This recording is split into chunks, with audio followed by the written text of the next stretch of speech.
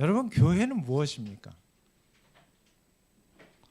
우리는 교회는 어떤 곳이라고 말할 수 있을까요?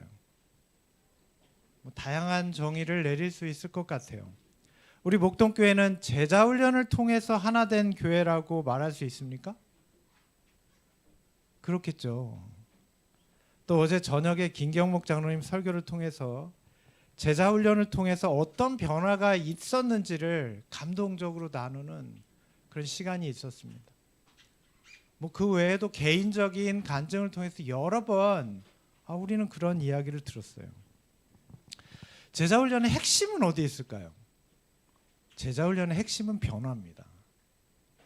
변화되지 않는 훈련은 없습니다. 제자훈련의 핵심은 한 사람의 변화에 있어요. 한 사람의 삶이 변화되는 것입니다. 한 사람의 삶이 달라지는 거예요. 자, 그런데 이런 변화는요, 영적인 삶으로 한 사람의 개인에 머물러 있지 않고 이 변화가 교회로 이어지게 됩니다. 그래서 제자훈련은 한 개인의 변화이지만 동시에 어떤 변화예요? 교회의 변화예요. 이런 변화된 삶이 하나님의 뜻입니다. 여러분, 여기에 동의하십니까? 그렇다면 교회는요, 하나님의 뜻이 실현되는 장소가 교회예요. 그렇습니까? 맞아요. 하나님의 뜻이 교회를 통해서 실현되는 거예요. 우리는 교회를 통해서 변화를 경험합니다. 자, 우리가 흔히 진리교회라는 말을 자주 씁니다. 그런 말 들어보셨습니까? 여러분, 뭐가 진리입니까? 네, 떡볶이가 진리예요? 뭐가 진리예요? 마라탕이 진리입니까? 그런 얘기를 많이 듣습니다. 진리는 어떤 불변의 성격, 그런 원칙을 대표하는 말이 진리죠.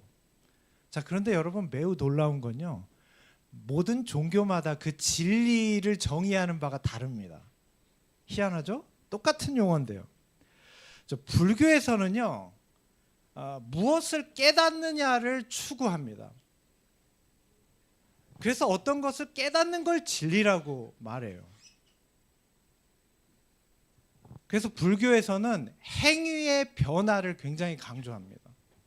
행위의 변화를 통해서 마음의 변화를 추구하는 종교가 불교입니다.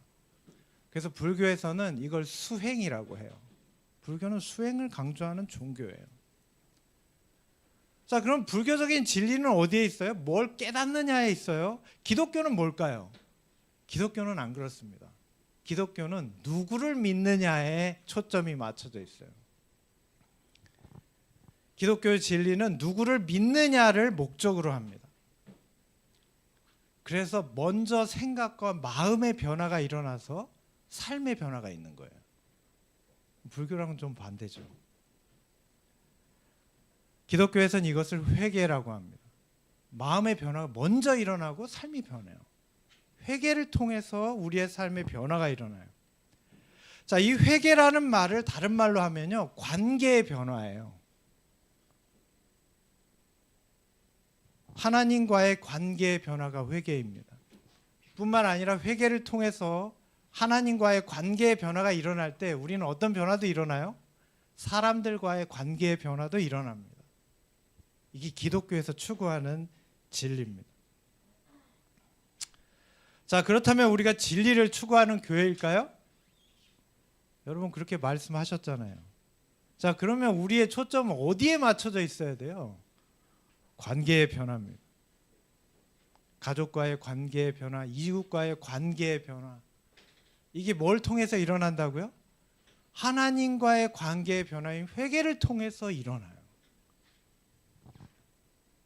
그렇다면 우리는 어떤 교회입니까? 참 이상하게도 이 교회 안에서 불교적인 가르침을 추구하는 것을 매우 많이 봅니다. 행위의 변화를 굉장히 강조해요. 근데 이건 실제로 기독교적인 가르침과는 조금 멉니다. 우리는 먼저 어디가 변화돼야 돼요? 우리의 심령이 먼저 변화돼야 돼요. 그래야 행동이 바뀌어요. 우리는 하나님과의 관계가 먼저 변화돼야 됩니다. 그래야 우리의 삶의 변화가 일어나요. 우리는 그런 교회입니까? 우리가 그런 교회입니다. 자, 그렇다면 우리가 믿는 진리는 누구를 알기 위한 것일까요? 예수님을 알기 위한 것이죠. 우리는 예수님을 통해서 하나님을 알 수 있습니다. 예수님을 아는 것이 진리를 추구하는 것입니다. 우리가 하나님의 말씀을 가까이 하는 목적이 무엇입니까? 우리는 지식을 추구하기 위해서 연구하는 게 아니에요. 그러니까 많이 아는 것을 자랑하면 뭔가 잘못된 연구를 하신 거예요. 우리가 추구하는 건 사실 한 분을 알기 위해서 연구하는 거예요. 많은 걸 알기 위한 게 아니에요. 우리는 예수를 알기 위해서 말씀을 가까이 합니다. 우리는 하나님과의 관계의 변화를 추구하기 위해서 우리는 회개하고 기도하고 우리 신앙생활의 모든 것을 하는 것입니다. 그래서 기독교 신앙은 사실 복잡하지 않고 간단합니다. 그리스도를 알면 돼요. 그리스도를 알기 위하여 추구하는 것입니다.